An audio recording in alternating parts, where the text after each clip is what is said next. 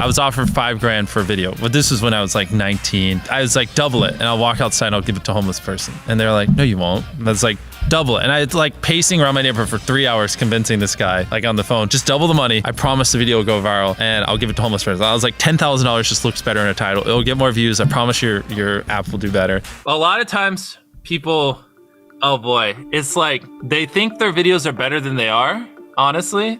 And tell them, Jimmy, tell them. I mean, they do that, and they have horrible friend groups because you really are like the type of YouTubers you hang around. It's getting people with the right YouTuber friend group that aren't pussies and will actually tell them when their content's bad and like actually roast it and help them get better in a nice, positive way. Basically what I did was I've somehow found these other like 4 lunatics. 3 of us were college dropouts. One was a high school dropout, and one, I don't know, he just like quit his job. We all were super small YouTubers, and we basically talked every day for 1,000 days in a row and did nothing but just like hyper study, like what makes a good video, what makes a good thumbnail, what's good pacing, like how to go viral. We would just get on Skype every morning, and like some days like I'd get on Skype at 7 a.m. and I'd be in the call until like 10 p.m. and then I'd go to bed, I'd wake up and I'd do it again. We'd do things like take 1,000 thumbnails and see if like there's a correlation to the brightness of the thumbnail to how many views it got. Imagine a world where it's just you working solo and you work 12 hours a day every day for like a year. And you're just grinding, you make a mistake, you learn from it, you grind, you make a mistake, you learn from it, and you do that for like a year.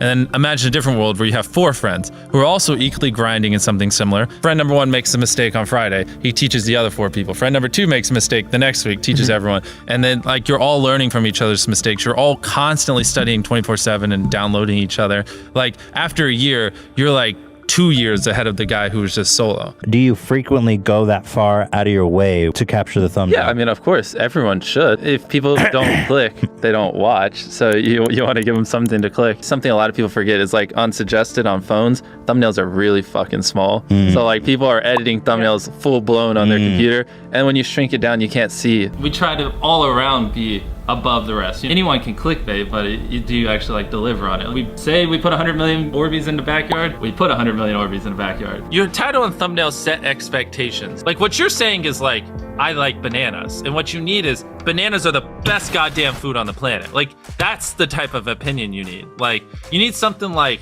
how to get 100 million views on YouTube, or not even that, that's not strong enough. You need something that makes people go, what the fuck? What the fuck did he say in that video? What the fuck?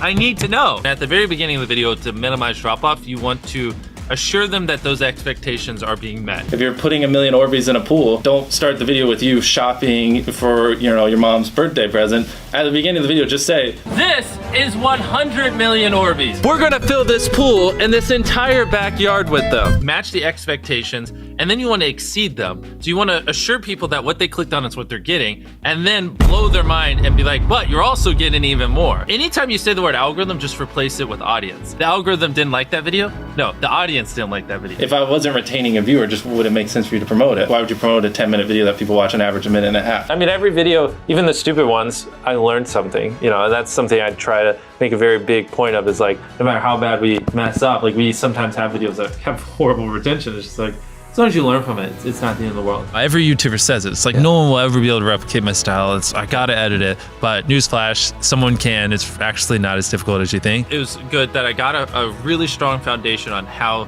YouTube works and how the style of videos I wanted and everything before I scaled up the team, if that makes any sense. I just want to make sure that's clear, because I've seen people try to build the team without foundation and knowing how to do well. I know that if we film this video, it will do well, just because I've spent a decade of my life hyper obsessing over YouTube and I have a good pulse on it. But if you didn't have that, then you wouldn't know. Like you wouldn't be able to spend $4 million on a Squid Game, because you might lose $2 million and then you can't pay your people. But of course, yeah, if I didn't have these people, I couldn't do half the stuff I do. For the last like 8 or 9 years, like every dollar I've made, I just spent it the next month on content. And I just did that every single month, and it just kept getting bigger and bigger, and here we are. Since I was 13, there probably hasn't been a single hour that's gone by that I've been awake where I haven't thought about YouTube. Like, I'm just focused on making the best videos possible, period. I don't care about making money. I don't care about time. I don't care about anything. I just want to make the best videos on the planet. Literally all the algorithm does is reflect what the people want to a T. And if you deny that, you just make terrible videos and are trying to find a scapegoat. We do our videos in other languages as well. If you Google it, it's like only whatever, less than 10% of the world speaks English. So 90% of the world can't even enjoy your content. And when I realized that, I was like, wait a minute, 90% of the world can't even watch this stuff. Like, we just started doing this like 6 months ago, and it's crazy like how viral some of these videos Wow, are going. 51 million. In Spanish, the guy who does my dubs is the same guy who dubbed Spider-Man. We managed to convince him. So a lot of those comments are like, why does he sound like Spider-Man? Or is MrBeast Spider-Man? To me, what's important is click-through rate, getting people to click on your video, and then average view duration, average view percentage, or just relative retention, and having them watch it. A lot of creators think click-through rate is just like the title and thumbnail and did they click it, but a lot of it too is did they enjoy your last video? Because if someone watches a video of yours and they loved it, you can bet the next time you're recommended, their chance of clicking is a lot higher. Sometimes we're filming for 3 or 4 days, like 10 hours a day,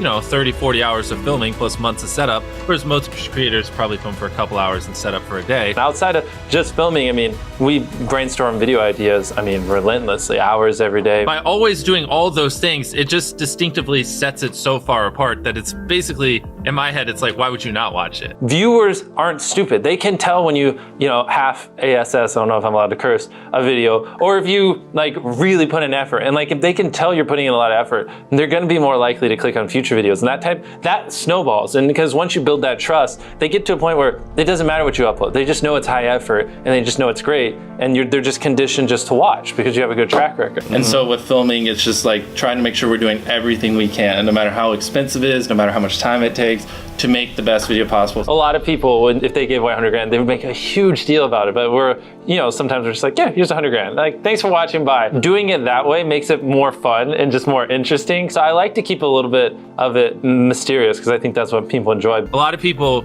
aren't willing to put in 10 hours days because they don't like what they're doing. So it's finding what they enjoy, because it is like a long grind. You're doing the for years, not months. So if you don't enjoy it, then you're gonna burn out. I just had the blessing of finding what I loved at a young age. So because to get to this level, it takes, a decade. Most people don't find what they love till their young 20s. So they'd be where I'm at in their 30s. I just lucked out and found it when I was really young. Living your life chasing a nicer car and a bigger and bigger box to live in is kind of a dumb way to go about life. I actually, funny enough, I lived in a super below average home. And I kind of learned why famous people don't live in below average homes, because someone broke in, stole everything I owned. So I had to get a little nicer house for security reasons. But before I was robbed, my place is a little duplex, $700 a month. You get a roommate's $360 split. People think just because you go for views means you can't have fun, but you can pull views and you can have fun, which is what we purposely try to do. If you're not doing something that's just inherently fun to you, you're just quit. Just give up. You gotta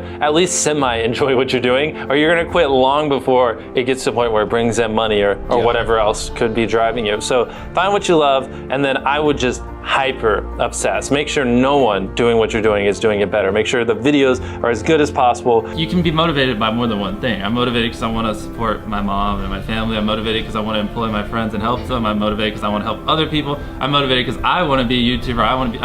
I feel like that's another misconception. You can have lots of things that drive you. Absolutely. Yeah. Absolutely. So there's just tons of stuff that drive me. And everything drives me to wanting to be a YouTuber, so I kind of obsess over it. For the people that are willing to be coachable, I would say just education. There is a lot of misinformation out there that people live and breathe by, the weirdest stuff. I gotta upload at midnight on Wednesdays or my videos don't do well. It's just dumb stuff like that they don't realize how badly they're handicapping themselves. Some minor tips I could give is if somehow you could have a payoff at the end, then more people are gonna watch the end just to see what happened. Whichever one of these 456 people survives the longest wins 456 grand. Cut out all dull moments, try not to over-explain things. If a camera just sits on me and I'm just talking for 20 seconds, it doesn't hold retention as well as, maybe me talking and other footage popping up. It's much easier to get 5 million views on one video than 50,000 views on 100 videos. It takes way less effort to get 5 million views on one video. Back then, which I think small YouTubers should do, is I would reply to every single comment. And so I think a few people caught on that I would always reply. And so some people would just be like, I wonder how long it'll take for him to reply. So that was a lot of my comments when I was smaller, but at least it kept him coming back. And your analytics, and most of you probably know this, audience retention. You can see where people click off. Just literally go through your last 50 videos, write down where everyone clicked off, and then just don't do those things again. But wait a minute.